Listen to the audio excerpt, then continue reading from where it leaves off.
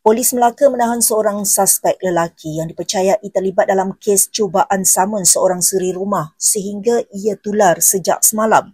Dalam kenyataannya, Ketua Polis Negeri Datuk Zulkhairi Mukhtar berkata, suspek lelaki berusia 43 tahun itu tidak melakukan cubaan rogol dan mengelar leher mangsa sebagaimana disebar sehingga menimbulkan kegusaran dalam kalangan masyarakat.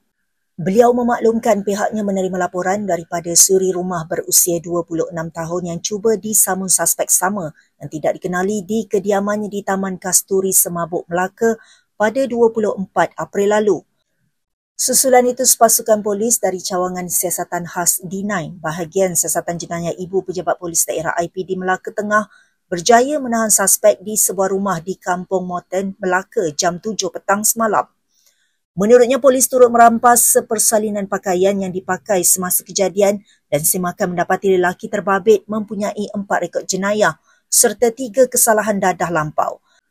Tambah beliau, permohonan reman terhadap suspek akan dibuat di Mahkamah Magistrate Air Keroh hari ini dan kes disiasat mengikut Seksyen 393 Kanun Keseksaan kerana kesalahan cuba melakukan samun.